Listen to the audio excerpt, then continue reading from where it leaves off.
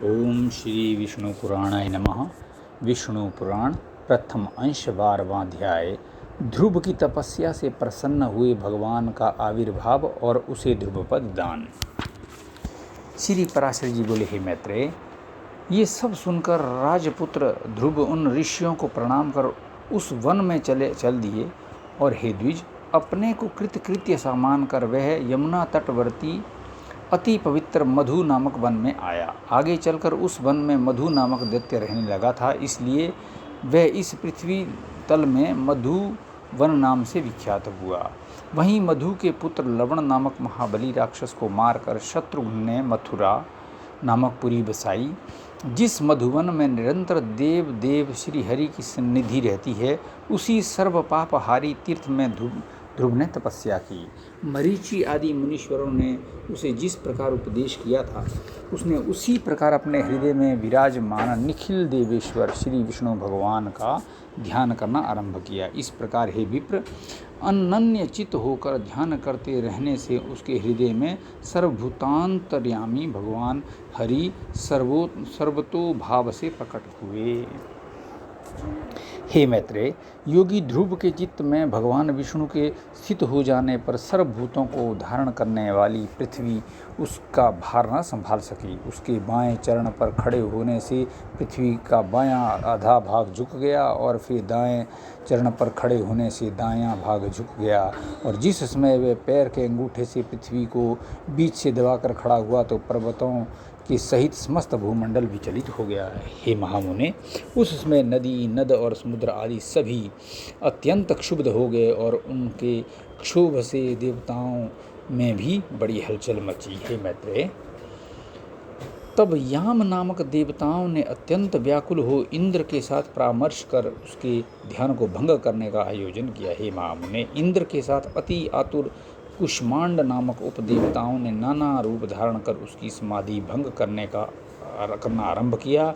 उस समय माया ही से रची हुई उसकी माता सुनीति नेत्रों में आंसू भरे उसके सामने प्रकट हुई और हे पुत्र, ऐसा कहकर करुणा युक्त वचन बोलने लगी।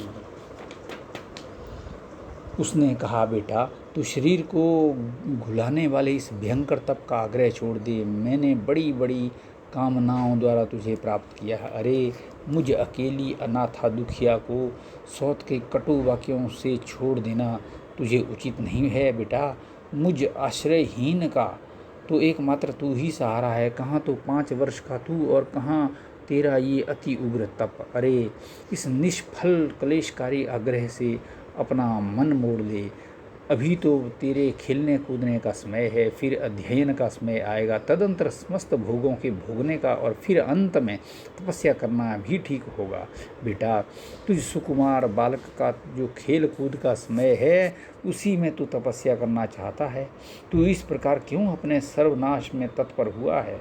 तेरा परम धर्म तो मुझको प्रसन्न रखना ही है, अतः तू अपनी आयु और अवस्था के अनुकूल कर्मों में ही लग। मोह का अनुवर्तन ना कर और इस तप रूपी अधर्म से निवृत्त हो।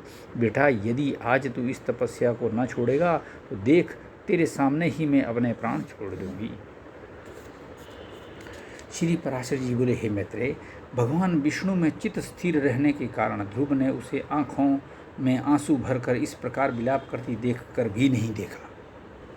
तब, अरे बेटा, यहाँ से भाग, देख, इस महाभयंकर वन में ये कैसे घोर राक्षस अस्त्र शस्त्र उठाए आ रहे हैं। ऐसा कहती हुई वह चली गई और वहाँ जिनके मुख से अग्नि की लपटें निकल रही थी, ऐसे अनेकों राक्षसगण अस्त्र शस्त्र संभाल प्रकट हो गए। उन राक्षसों ने अपने अति चमकीले शस्त्रों को घुमाते हुए उस राजपुत्र के सामने बड़ा भयंकर कोलाहल किया। उस नित्य योग युक्त बालक को भयभीत करने के लिए अपने मुख से अग्नि की लपटें निकालती हुई सैकड़ों सियारियाँ घोर नाद करने लगी। वे राक्षसगण भी इसको मारो मारो, काटो काटो, खाओ खाओ, इस प्रकार चिल्लाने लगे। फिर सिंह, ऊंट और मकर आदि के से मुख वाले वे राक्षस राजपुत्र को त्राण देने के लिए नाना प्रकार से गरजने लगे, किंतु उस भगवद दास रुचि सख्त चित बालक को वे राक्षस, उनके शब्द, सियारियाँ और अस्त्र शास्त्र कुछ भी दिखाई नहीं दिए। वे राजपुत्र एकाग्रचित से निरंतर अपने आश्रयभूत विष्णु भगवान को ही देखता रहा और उसने किसी की और किसी भी प्रकार दृष्टिपात नहीं किया। तब संपूर्ण माया के लीन हो जाने पर उससे हार जाने की आशंका से देवताओं को बड़ा भय हुआ।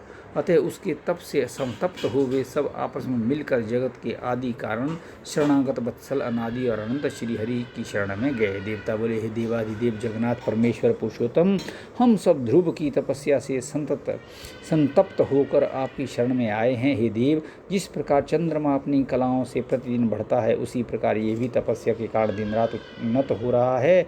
हे जनार्दन, इस उत्तानपाद के पुत्र की तपस्या भयभीत होकर हम आपके शरण में आए हैं। आप उसे तप से निवृत्त कीजिए। हम नहीं जानते वह इंद्रत्व चाहता है या सूर्यत्व, अथवा उसे कुबेर, वरुण या चंद्रमा के पद की अभिलाषा है। अतः हे ईश, आप हम पर प्रसन्न होइए और उस उत्तानपाद के पुत्र को तप से निवृत्त करके हमारे हृदय का कांटा निकालिए। श्री भगवान बोले, हे सूरगण, इसे इंद्र, सूर्य, वरुण अथवा कुबेर आदि किसी के पद की अभिलाषा नहीं है। उसकी जो कुछ इच्छा है वह मैं सब पूर्ण करूँगा। हे देवगण, तुम निश्चिंत होकर इच्छानुसार अपने अपने स्थानों में जाओ। मैं तपस्या में लगे हुए इस बालक को निवृत्त करता हूँ। श्री पराशर जी बोले, देवाधिदेव भगवान के ऐसा कहने पर इंद्र आदि समस्त देवगण उन्हें प्रणाम करके अपने अपने स्थानों में गए। सर्वात्मा भगवान श्री हरि भी ध्रुव की तन्मयता से प्रसन्न हो उसके निकट चतुर्भुज रूप से जाकर इस प्रकार कहा। श्री भगवान बोले, हे उत्तानपाद के पुत्र ध्रुव, तेरा कल्याण हो। मैं तेरी तपस्या से प्रसन्न होकर तुझे वर देने के लिए प्रकट हुआ हूँ। हे सुब्रत, तू वर मांग। तूने संपूर्ण बाह्य विषयों से उपरत होकर अपने चित्त को मुझ में ही लगा दिया है, अतः मैं तुझसे अति संतुष्ट हूँ। अब तू अपनी इच्छा अनुसार श्रेष्ठ वर मांग। श्री पराशर जी बोले, देवाधिदेव भगवान के ऐसे वचन सुनकर बालक ध्रुव ने आंखें खोली और अपनी ध्यानावस्था में देखे हुए भगवान हरि को साक्षात अपने सम्मुख खड़ा देखा। श्री अच्युत को किरीट तथा शंख चक्र गदा शांग धनुष और खड्ग धारण किए देख उसने पृथ्वी पर सिर रख कर प्रणाम किया और सहसा रोमांचित तथा परम भयभीत होकर उसने देव की स्तुति करने की इच्छा की। किंतु इनकी स्तुति के लिए मैं क्या कहूँ, क्या कहने से इनका स्तवन हो सकता है, ये न जानने के कारण वह चित्त में व्याकुल हो गया और अंत में उसने उन देव की शरण ही ली। ध्रुव ने कहा, भगवान, आप यदि मेरी तपस्या से संतुष्ट हैं तो मैं आपकी स्तुति करना चाहता हूँ। आप मुझे यही वर दीजिए जिससे मैं स्तुति कर सकूँ। हे देव, जिनकी गति ब्रह्मा आदि वेदज्ञ जन भी नहीं जानते, उन्हीं आपका मैं बालक कैसे स्तवन कर सकता हूँ। किंतु हे प्रभो, आपकी भक्ति से द्रवीभूत हुआ मेरा चित्त आपके चरणों की स्तुति करने में प्रवृत्त हो रहा है, अतः आप इसके लिए बुद्धि प्रदान कीजिए। श्री पराशर जी बोले, हे द्विजवर्य, जब जगतपति श्री गोविंद ने अपने सामने हाथ जोड़ खड़े हुए उस उत्तानपाद के पुत्र को अपने वेदमय शंख के अंत वेदांतमय भाग से छू दिया, तब तो एक क्षण में ही वह राजकुमार प्रसन्न मुख से अति विनीत हो सर्वभूताधिष्ठान श्री अच्युत की स्तुति करने लगा। ध्रुव बोले, पृथ्वी, जल, अग्नि, वायु, आकाश, मन, बुद्धि, अहंकार और मूल प्रकृति, ये सब जिनके रूप हैं, उन भगवान को मैं नमस्कार करता हूँ। जो अति शुद्ध, सूक्ष्म, सर्वव्यापक और प्रधान से भी परे हैं, वे पुरुष जिनका रूप है, उन गुण भोक्ता परम पुरुष को मैं नमस्कार करता हूँ। हे परमेश्वर, पृथ्वी आदि समस्त भूत, गंध आदि उनके गुण, बुद्धि आदि अंतःकरण, चतुष्टय तथा प्रधान और पुरुष जीव से भी परे जो सनातन पुरुष है, उन आप निखिल ब्रह्मांड नायक के ब्रह्मभूत शुद्ध स्वरूप आत्मा की मैं शरण में हूँ। हे सर्वात्मन, हे योगियों के चिंतनीय, व्यापक और वर्धनशील होने के कारण आपका जो ब्रह्म नामक स्वरूप है, उस विकार रहित रूप को मैं नमस्कार करता हूँ। हे प्रभु, आप हजारों मस्तकों वाले, हजारों नेत्रों वाले, हजारों चरणों वाले महापरम पुरुष हैं। आप सर्वत्र व्याप्त हैं और पृथ्वी आदि आवरणों के सहित संपूर्ण ब्रह्मांड को व्याप्त कर 10 गुण प्रमाण से स्थित हैं। हे पुरुषोत्तम, भूत और भविष्य जो कुछ पदार्थ हैं वे सब आप ही हैं तथा विराट, स्वराट, सम्राट और अधिपुरुष ब्रह्मा आदि भी सब आप ही से उत्पन्न हुए हैं। वे ही आप इस पृथ्वी के नीचे, ऊपर और इधर उधर सब ओर बढ़े हुए हैं। ये संपूर्ण जगत आप ही से उत्पन्न हुआ है तथा आप ही से भूत और भविष्य हुए हैं। ये संपूर्ण जगत आपके स्वरूप भूत ब्रह्मांड के अंतर्गत है। फिर आपके अंतर्गत होने की तो बात ही क्या है, जिसमें सभी पुरोडाशों का हवन होता है और वह यज्ञ, पृषदाज्य, दधि और घृत तथा ग्राम्य और वन्य जो 2 प्रकार के पशु आप ही से उत्पन्न हुए हैं। आप ही से ऋक्, साम और गायत्री आदि छंद प्रकट हुए हैं। आप ही से यजुर्वेद का प्रादुर्भाव हुआ है और आप ही से अश्व तथा एक और दांत वाले महिष आदि जीव उत्पन्न हुए हैं। आप ही से गौं, बकरियों, भेड़ों और मृगों की उत्पत्ति हुई है। आप ही के मुख से ब्राह्मण, बाहुओं से क्षत्रिय, जंघों से वैश्य और चरणों से शूद्र प्रकट हुए हैं तथा आप ही के नेत्रों से सूर्य, प्राण से वायु, मन से चंद्रमा, भीतरी छिद्र नरी, नासारंध्र से प्राण, मुख से अग्नि, नाभि से आकाश, सिर से स्वर्ग, श्रोत्र से दिशाएं और चरणों से पृथ्वी आदि उत्पन्न हुए हैं। इस प्रकार हे प्रभु, ये संपूर्ण जगत आप ही से प्रकट हुआ है। जिस प्रकार नन्हे से बीज में बड़ा भारी बट वृक्ष रहता है, उसी प्रकार प्रलय काल में ये संपूर्ण जगत बीज स्वरूप आप ही में लीन रहता है। जिस प्रकार बीज से अंकुर रूप में प्रकट हुआ वट वृक्ष बढ़कर अत्यंत विस्तार वाला हो जाता है, उसी प्रकार सृष्टि काल में ये जगत आप ही से प्रकट होकर फैल जाता है। हे ईश्वर, जिस प्रकार केले का पौधा छिलके और पत्तों से अलग दिखाई नहीं देता, उसी प्रकार जगत से आप पृथक नहीं है। ये आप ही में स्थित देखा जाता है। सबके आधारभूत आप में आह्लादिनी, निरंतर आह्लादित करने वाली और संधिनी यानी विच्छेद रहित संबित विद्या शक्ति अभिन्न रूप से रहती है। आप में विषयजन्य आह्लाद या ताप देने वाली सात्विकी या तामसी अथवा उभय मिश्रा यानी राजसी कोई भी संबित नहीं है, क्योंकि आप निर्गुण हैं। आप कार्य दृष्टि से पृथक रूप और कारण दृष्टि से एक रूप हैं। आप ही भूत सूक्ष्म हैं और आप ही नाना जीव रूप है। हे भूतांतरात्मन, ऐसे आपको मैं नमस्कार करता हूँ। योगियों के द्वारा अंतःकरण में आप ही महतत्व, प्रधान पुरुष, विराट, सम्राट और स्वराट आदि रूपों से भावना किए जाते हैं और क्षयशील पुरुषों में आप नित्य अक्षय हैं।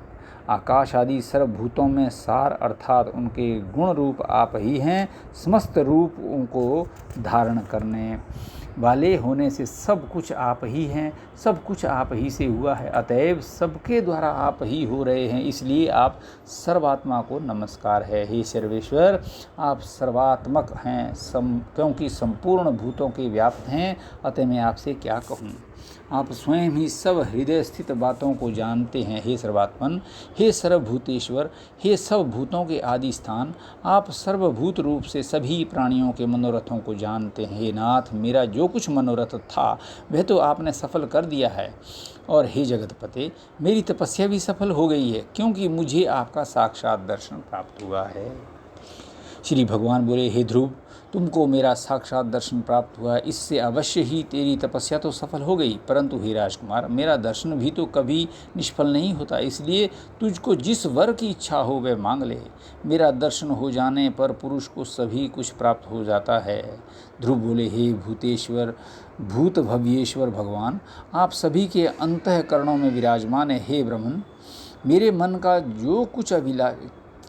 की जो कुछ अभिलाषा है वह क्या आपसे छिपी हुई है?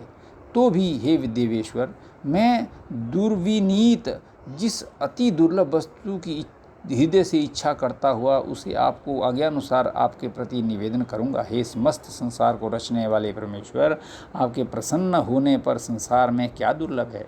इंद्र भी आपके कृपा कटाक्ष के फलस्वरूप से ही त्रिलोकी को भोगता है। प्रभु, मेरी सौतेली माता ने गर्भ से अति बढ़ चढ़कर मुझसे ये कहा था कि जो मेरे उदर से उत्पन्न नहीं है उसके योग्य ये राजासन नहीं है। अतः हे प्रभु, आपके प्रसाद से मैं उस उस सर्वोत्तम एवं अव्यय स्थान को प्राप्त करना चाहता हूँ जो संपूर्ण विश्व का आधारभूत है। श्री भगवान बोले, अरे बालक, तूने अपने पूर्व जन्मों में भी मुझे संतुष्ट किया था, इसलिए तू जिस स्थान की इच्छा करता है उसे अवश्य प्राप्त करेगा। पूर्व जन्म में तू एक ब्राह्मण था और मुझ में निरंतर एकाग्रचित रहने वाला, माता पिता का सेवक तथा स्वधर्म का पालन करने वाला था। कालांतर में एक राजपुत्र तेरा मित्र हो गया। वह अपनी युवावस्था में संपूर्ण भोगों से संपन्न और अति दर्शनीय रूप लावण्य युक्त था। उसके संग से उसके दुर्लभ वैभव को देखकर तेरी ऐसी इच्छा हुई कि मैं भी राजपुत्र हूँ। अतः हे ध्रुव, तुझको अपनी मनोवांछित राजपुत्रता प्राप्त हुई और जिन स्वयंभू मनुओं के कुल में और किसी को स्थान मिलना अति दुर्लभ है, उन्हीं के घर में तूने उत्तानपाद के यहाँ जन्म लिया। अरे बालक, औरों के लिए ये स्थान कितना ही दुर्लभ हो, परंतु जिसने मुझे संतुष्ट किया है उसके लिए तो ये अत्यंत तुच्छ है। मेरी आराधना करने से जो मोक्ष पद भी तत्काल प्राप्त हो सकता है, फिर जिसका चित्त निरंतर मुझ में ही लगा हुआ है, उसके लिए स्वर्ग आदि लोकों का तो कहना ही क्या है। ध्रुव, मेरी कृपा से तो निस्संदेह उस स्थान में जो त्रिलोकी में सबसे उत्कृष्ट है, संपूर्ण ग्रह और तारामंडल का आश्रय बनेगा। हे ध्रुव, मैं तुझे वह ध्रुव यानी निश्चल स्थान देता हूँ जो सूर्य, चंद्र, मंगल, बुध, पृथ्वी, शुक्र और शनि आदि ग्रहों, सभी नक्षत्रों, सप्तऋषियों और संपूर्ण विमानचारी देवगणों से ऊपर है। देवताओं में से कोई तो केवल 4 युग तक और कोई 1 मनवंतर तक ही रहते हैं, किंतु तुझे मैं 1 कल्प तक की स्थिति देता हूँ। तेरी माता सुनीति भी अति स्वच्छ तारा रूप से उतने ही समय तक तेरे पास एक विमान पर निवास करेगी, और जो लोग समाहित चित्त से सायंकाल और प्रातःकाल समय तेरा गुण कीर्तन करेंगे उनको महान पुण्य होगा। श्री पराशर जी बोले, हे महामते, इस प्रकार पूर्व काल में जगतपति देवादिदेव भगवान जनार्दन से वर पाकर ध्रुव उस अत्युत्तम स्थान में स्थित हुए। हे मुने, अपने माता पिता की धर्मपूर्वक सेवा करने से तथा द्वादशाक्षर मंत्र के महात्म्य और तप के प्रभाव से उनके मान, वैभव एवं प्रभाव की वृद्धि देखकर देव और असुरों के आचार्य शुक्रदेव ने ये श्लोक कहा। अहो, इस ध्रुव के तप का कैसा प्रभाव है, अहो इसकी तपस्या का कैसा अद्भुत फल है, जो इस ध्रुव को ही आगे रखकर सप्तऋषिगण स्थित हो रहे हैं। इसकी ये सुनीति नाम वाली माता भी अवश्य ही सत्य और हितकर वचन बोलने वाली है। इसकी व्याख्या दी है। सुनीति ने ध्रुव को पुण्योपार्जन करने का उपदेश दिया था, जिसके आचरण से उन्हें उत्तम लोक प्राप्त हुआ। अतएव सुनीति सुंदरीति कही गई है। अच्छा, संसार में ऐसा कौन है जो जिसकी महिमा वर्णन कर सके?